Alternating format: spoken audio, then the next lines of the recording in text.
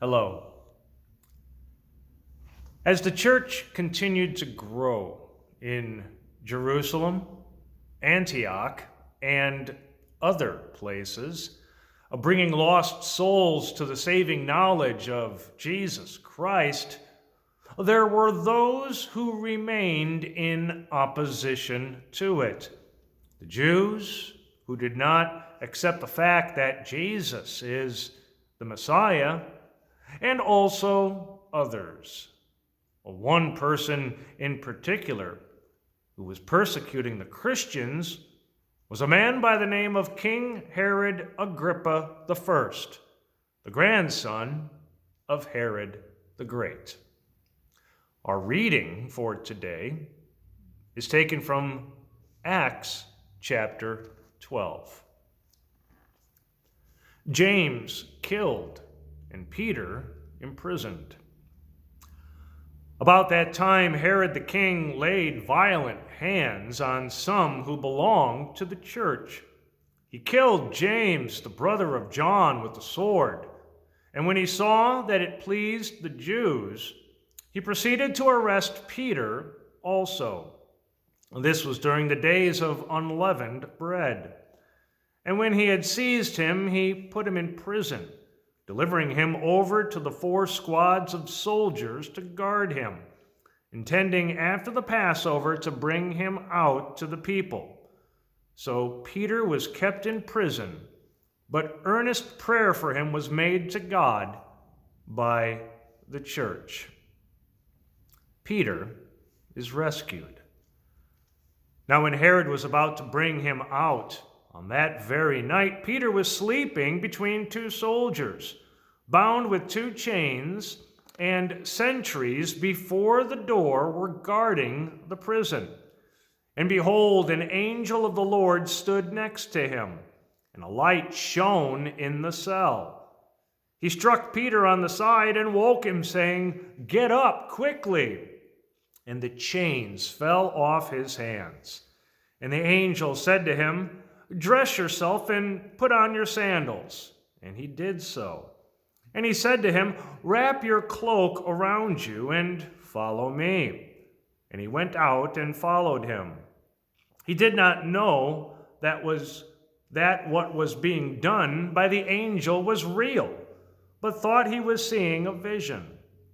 When they had passed the first and the second guard, they came to the iron gate leading to the city. It opened for them of its own accord. And they went out and went along one street, and immediately the angel left him. When Peter came to himself, he said, "Now I am sure that the Lord has sent his angel and rescued me from the hand of Herod and from all that the Jewish people were expecting." When he realized this, he went to the house of Mary, the mother of John, whose other name was Mark, where many were gathered together and were praying. And when he knocked at the door of the gateway, a servant girl named Rhoda came to answer. Recognizing Peter's voice, in her joy she did not open the gate, but ran in and reported that Peter was standing at the gate.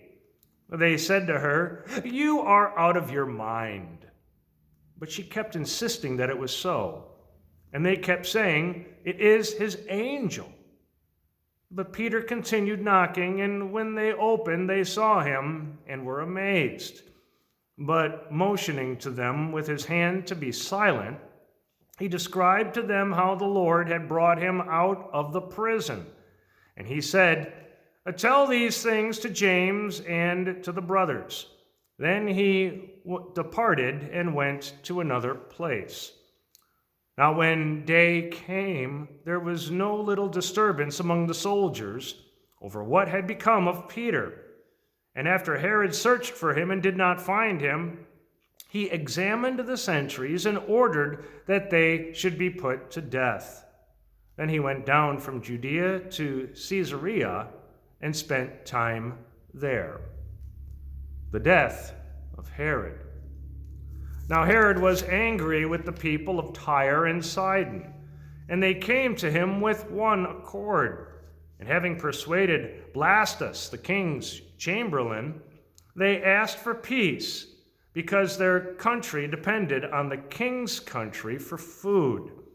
On any appointed day, Herod put on his royal robes, took his seat upon the throne, and delivered an oration to them. And the people were shouting, "The voice of a God, and not of a man." Immediately an angel of the Lord struck him down, because he did not give God the glory, and he was eaten by worms and breathed his last. But the word of God increased and multiplied. And Barnabas and Saul returned from Jerusalem when they had completed their service, bringing with them John, whose other name was Mark. So far, our text for today. God's blessings.